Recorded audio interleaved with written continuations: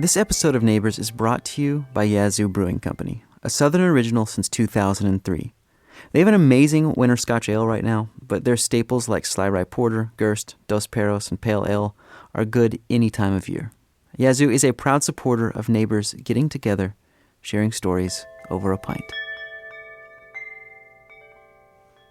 Hey, it's Jacob. I have some quick housekeeping items. First of all, this episode is the Season 3 finale. That means for the next 3 months, I will be gathering stories and working on episodes so that in April, I can kick off Season 4 and give you an episode a week for 3 months. So that being said, I'm looking for story pitches. If you have any, you can send them to me at jacob@wpln.org. That's jakob@wpln.org. You can tweet at me at NeighborsNash. Also, Neighbors now has t-shirts and pint glasses. They look so good. You can get yours at neighborspodcast.com. All right, here we go. Okay. Do you want to sing? No, I won't do the first one. I'll do the first. It's a cold fall night, and I'm sitting around a campfire with some friends. We're passing around a bottle of bourbon. We have a 5-gallon bucket for a drum, and printed booklets containing sea shanties. Because this is a shanty sing. All right, let's go. I wish I was a landsman aboard a man of war. Sam's gone away aboard a man of war. I wish I was a sailor aboard a man of war. Sam's gone away aboard a man of war. Pretty work, brave boys, pretty work, I say. Sam's gone away aboard a man of war. I wish I was a cookie aboard a man of war. Sam's gone away aboard a man of war. That's me now. I love getting together and singing. I host a bluegrass jam. I play mandolin and guitar. There is joy in singing together. In college, I was in a band. It was a turn the amps up real loud and emotionally scream kind of band. I was 18. We worked hard, we played hard, we wanted to make it. But at the end of college, we broke up, tale as old as time. I honestly can't remember the reason why, but I remember how I felt. Confused. The thing I was so passionate about blew up in my face. A couple years went by, and one of my old bandmates went on to be very successful in music, while I was in Nashville painting houses and eating ramen noodles out of thrift store Tupperware on my thrift store couch. There was no music in my life because now it was tainted. It felt like anxiety, trauma, and a whole lot of work. Which was sad because I could still remember what it was like when a whole crowd of people was shouting out the same song together. I missed that connection. But Nashville, in a strange way, gave it back to me.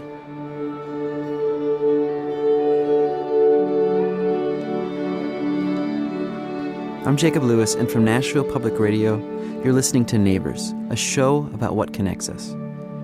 This episode is a little different than what I normally do. It's about my musical recovery. I'm going to take you along a journey to some experiences that helped me overcome my own musical cynicism. Now, you've already heard the healing camaraderie of singing sea shanties, but we're going much, much further. Today we're going to explore an Irish session, an Indian jam in a Mexican restaurant, a thing called beer and hymns, sacred harp singing, and a Jewish Shabbat service. And to start, I'm going to take you to a place in Nashville that was, and is, paramount to my musical recovery. It's in a neighborhood called Donaldson, in a building that used to be an old funeral home. Ship with a P. It's my 30th birthday, and I'm at McNamara's Irish Pub with 19 other friends. That was me. So fast. What's he got? Roll 40 littles on his chest. Big chest. Go 50 down in the wrist. So the guy singing here is Sean McNamara, the owner of the pub. He plays music every week with his band Nosy Flynn. The crowded room slams their pints, claps, yells, sings at the appropriate times. There's a rhythm to the evening, like a religious service. Each night there are 3 music sets. The first one always starts off with a song by the Celtic punk band, The Pogues, called Dirty Old Town. I met my love by the gasworks wall. The second starts to have more songs that require audience participation. That was me. So fast. What's he got? And the third, that's a wild card, depending on how much booze the audience has had and the general mood of the band. In this Garden of Eden, I've had strangers buy me drinks. I've seen an entire long banquet table of Irish step dancers spontaneously get up and take over all available floor space. I recently went on a night where everyone was in kilts and blue face paint. The hostess informed me I had shown up on Braveheart night. This is a place where I don't just observe, I participate. And that idea is taken one step further once a month. On a Tuesday night, there is what is called an Irish session. It's like a jam where everyone plays very specific melodies. This one has some pretty amazing players. People show up with fiddles, mandolins, and whistles. Sean, the owner of the pub, gives the group one of those big bottles of Jameson. Not the little one, the really big one. He sets it down on a coffee table in a cleared-out corner of the restaurant, and people circle round. I sit down right in the middle of the session circle. Thanks to everybody for letting me crash your party. Hey, This is a delight. I'm excited to be sitting right here. we'll start off with some jigs, which are in 6/8 time. And after we're done with those, then we'll play the death metal.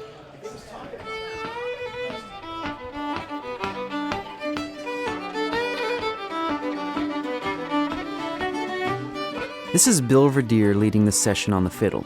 He hosts a Celtic music radio show on WXNA and has been playing Irish fiddle for a few decades.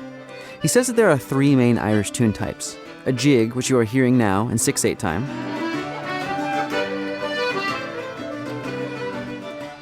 a reel, which is in 4/4 time,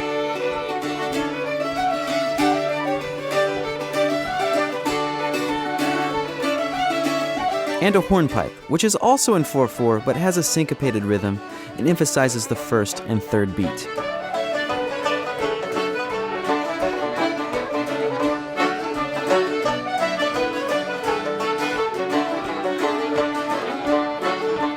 All of these tune types have something in common. They serve a specific function. There's another fiddle player a few seats down named Gerard. He came tonight all the way from Kentucky because he loves why these tunes exist. Well, the great thing about Irish music is that it's all dance music. All this traditional music is all dance music. You know, you have the reels and the jigs and the hornpipes, all for dancing. And forever, I wanted to find a style of music that was uplifting, you know, people consider it happy, jubilant. And Irish music sat with me and it stuck with me. I also love how these tunes drift in and out of each other.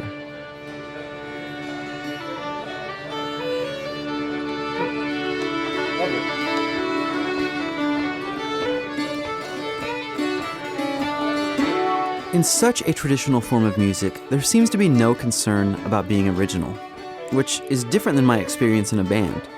We had to be new, somehow stand out. It was exhausting. Here, I'm a part of a style that was before me and will be after me. There's a freedom in that.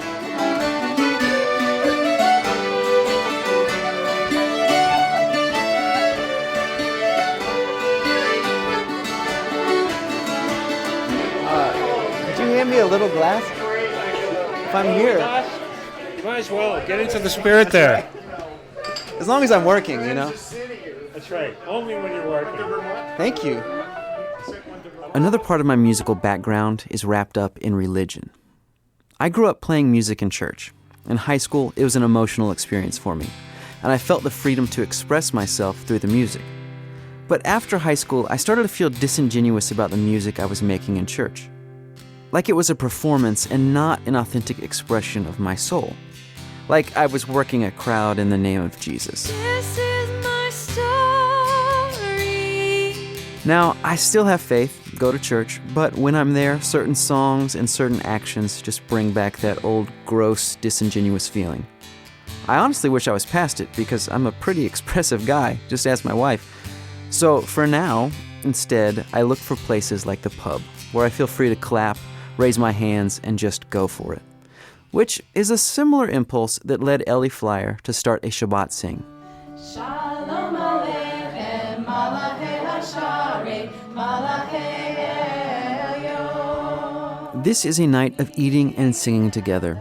Ellie started it with two of her friends. We wanted to go to one, so we made it happen. Yeah. We noticed that there was a trend that young people in their 20s and 30s, loved the kind of Jewish experience and music that they had at Jewish camp growing up, but didn't want the commitment of belonging to a synagogue. And so we wanted to create the space where people could come, enjoy each other's company, have a great meal, and sing. Shabbat is Hebrew for Sabbath. It's observed from Friday at sundown until Saturday sundown. We're at someone's house, and there's food and wine, which are both blessed with song. The leader of the music tonight starts everyone off with a nagun, which is a wordless song. She says to warm up the heart. And in more traditional observant circles, there are worshipers who will sing one nigun, one melody for an hour, and really build up sort of like a whirling dervish to this sort of height of being ready for prayer.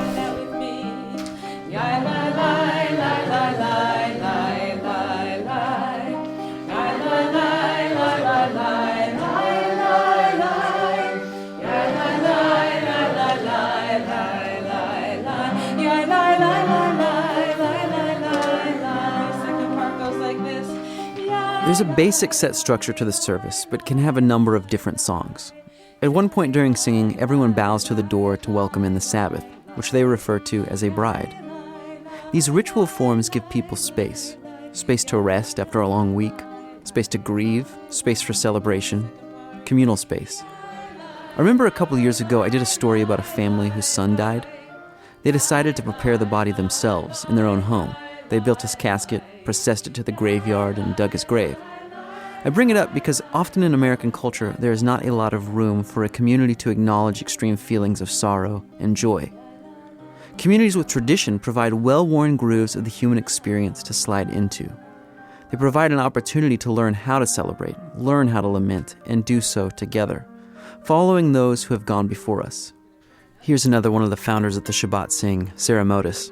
Makes me feel part of the community. It makes me feel like everybody's coming together and singing as one voice. And I really enjoy hearing all the instruments that are part of it. People just bring their instruments and play. I've played my flute before. And so we just kind of do what feels right to us, and it just ends up sounding good every single time. So. Ready? Here we go. We are going. We are going.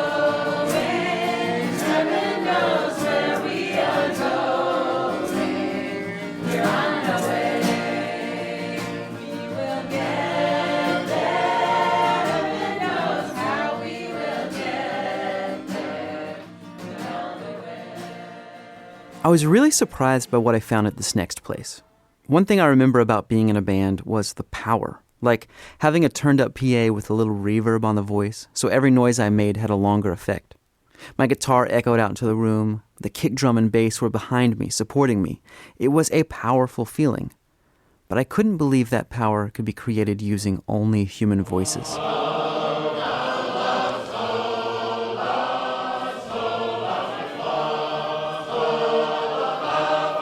From the first note, it was a different kind of music.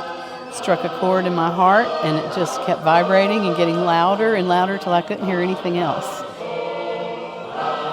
That's Susan Sharonis. She drove up to Nashville from Cloudland, Georgia to sing today because it's the Tennessee State Convention for Sacred Harp Singing. She's sitting around what is known as the Hollow Square, an empty section where one person directs the entire group, which is divided into 4 sections, all facing each other. You have the sopranos, or trebles as they call them, altos, tenors, and bass.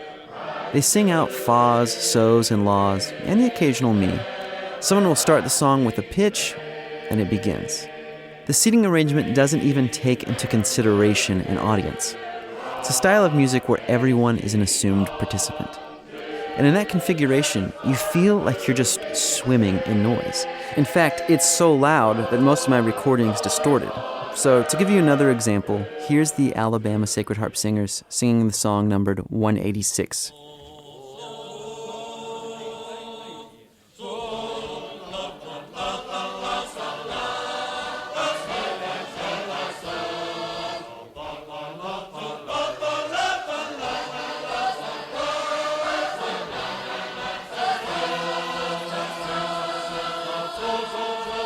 There's just something about that feeling of sound reverberating in a room, voices blending. It's a feeling of connection and of support. Every other type of music just pales now in comparison. This is robust music that is written to be sung, and it's exhilarating to sing it, and soul-thrilling.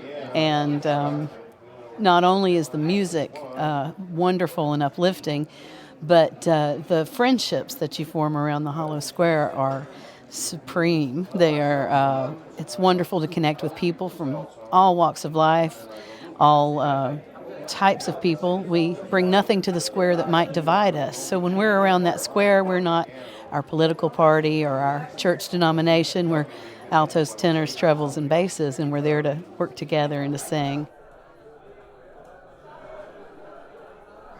Okay, so I'm on my way to this Indian music jam / show in my car, and it's just kind of funny that it's Sunday, it's about 4:30, and on the radio is Bill Vidir's show with Irish music, the guy that was at the Irish session. What are the chances? All right, let's go listen to some more music. This time, much different than this. Well, I have no idea. Let's see. So it turns out I was very right. I have no idea what I'm in for. I'm in South Nashville in a Mexican restaurant called Las Fajitas, which is Spanish for the fajitas. So nothing says Indian music quite like a Mexican restaurant.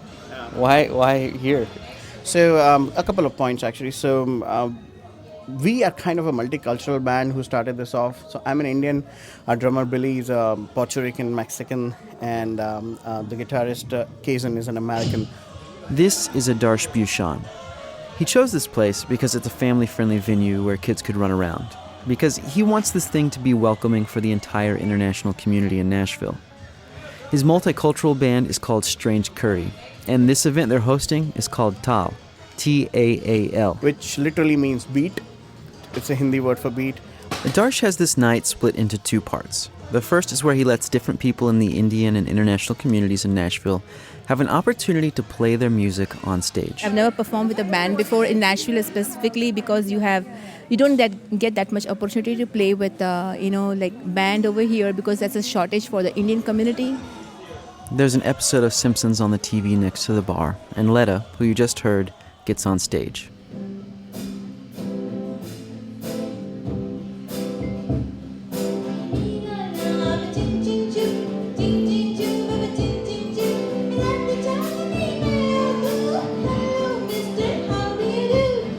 In a lot of ways, this feels just like any other open mic around town. Minus the Indian music. But what I think is unique about Taal is it subverts the clickiness of Nashville.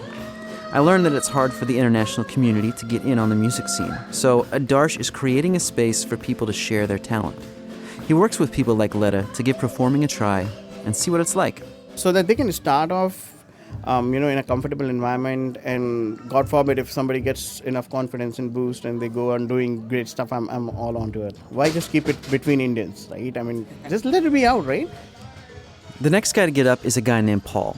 He's only been playing the guitar for 6 months. So, let me try.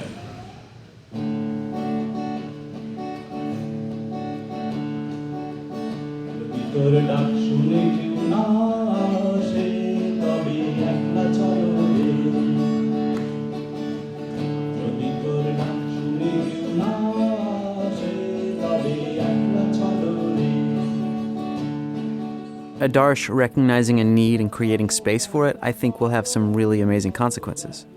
And I love that he's giving people the opportunity to feel uncomfortable, to experience that awkward first encounter with the stage. A 14-year-old named Tadir is getting ready to play the cello. You look a little nervous. Are you nervous? Yeah, I mean, everybody's nervous before a performance.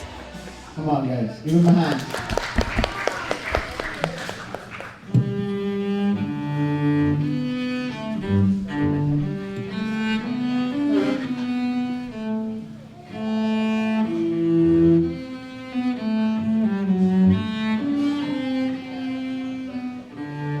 There's a great essay that was written for NPR's This I Believe series back in 2008.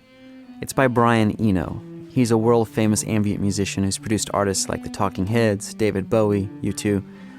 In the essay, he says that he believes in singing together so much that he started his own weekly gathering in his apartment.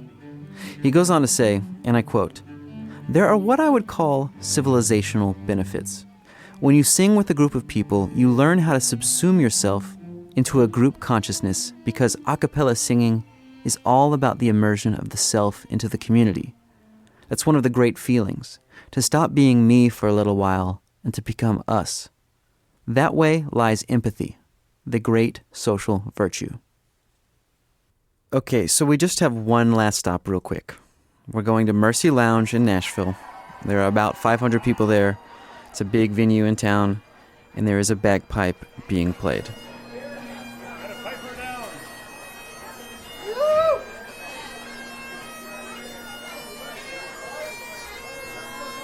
That's because this is beer and hymns. Well, it usually is. It's usually a time where people drink beer and sing old Christian hymns of the faith.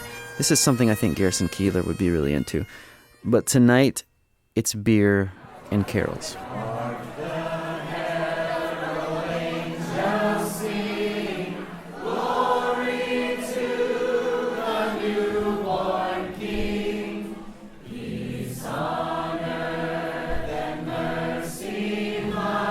For me, I'm glad I could recover parts of what I love about making music together.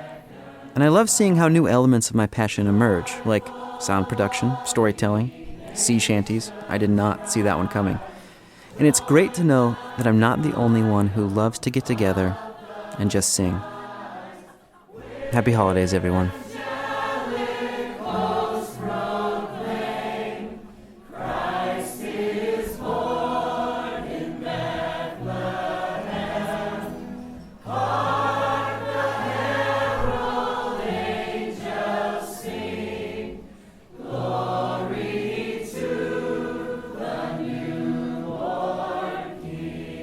Pretend we're in the Peanuts. Neighbors is from Nashville Public Radio and produced by me, Jacob Lewis. This story was edited by Mac Linebaugh and Anita Bugg. Special thanks to Caleb Shiver for helping me report about the Sacred Harp Singers, Cooper Breeden for hosting the Shanty Sing, the Modises for opening their home to me for the Shabbat service, Jeff Little, founder of Beer and Hymns, for sharing some of his recordings with me, and to Darsh for answering all the questions I had. Just a reminder that you can now get a really cool and really comfortable Neighbors t-shirt or a sturdy pint glass at neighborspodcast.com. I will see you all again at the beginning of April. I'm Jacob Lewis, and I'm reminding you to get to know your neighbors.